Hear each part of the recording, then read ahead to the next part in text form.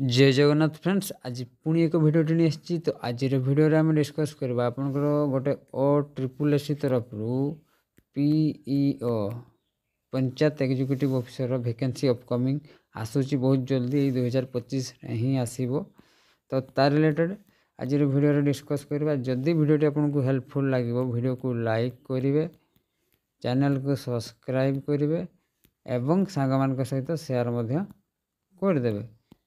तो चलतु आज भिडियो स्टार्ट करवा। तो मुझे आपण को देखा गोटे गत काली समाज पेपर आपंकर गोटे आर्टिकल रिलीज होती देखा पीओ विषय लिखाई है।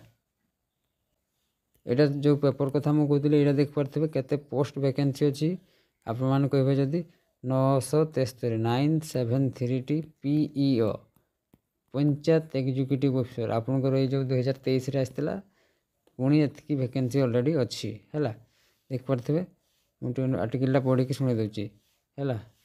राज्य बहु संख्यार पंचायत निर्वाही अधिकारी जोटा PEO पद खाली पड़ी प्राय 6794 मंजूरी प्राप्त 6794 पोस्ट एक्चुअली आमर टोटाल से मंजूरी प्राप्त निर्वाही अधिकारी पदू 973 खाली पड़ी बेले ग्राम पंचायत संप्रसारण अधिकारी जोटा GPEO कौच तार वैकेंसी अच्छी। तार मंजूरी प्राप्त हो 372 रु 171 खाली अच्छी GPO है।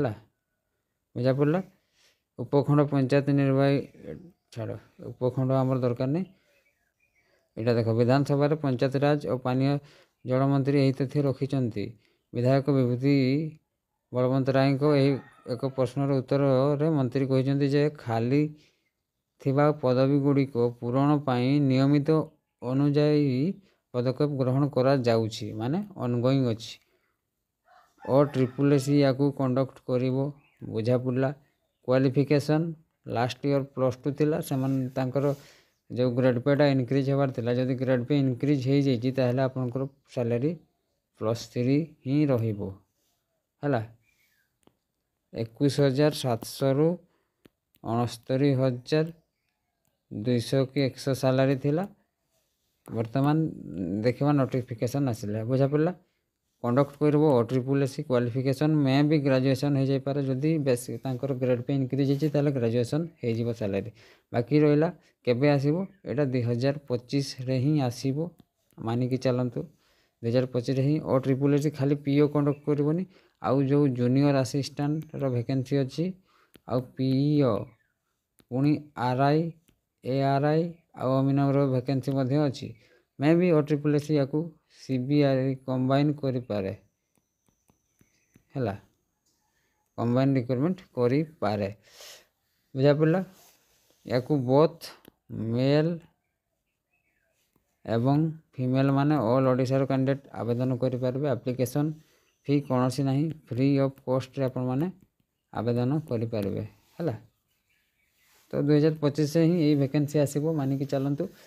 आपनकर पाखरे कौन अच्छी आपनर पाखरे अच्छी आमे पढ़ा को केते इंपोर्टेंट देबा।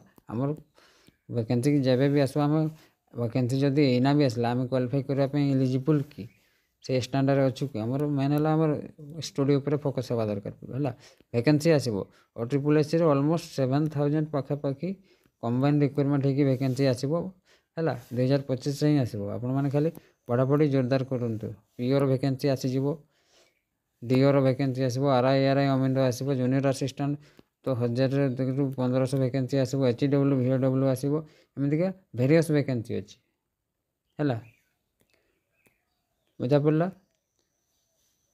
तो आई होप आज भिडियोटी आपको भल लगी। जदि भिडियोटी भल लगी भिडियो को लाइक करेंगे, चैनल को सब्सक्राइब करने जमा भूलें और सांग सहित शेयर करदे। तो आज रोची पुणी देखा नेक्स्ट वीडियो रे। जय जगन्नाथ।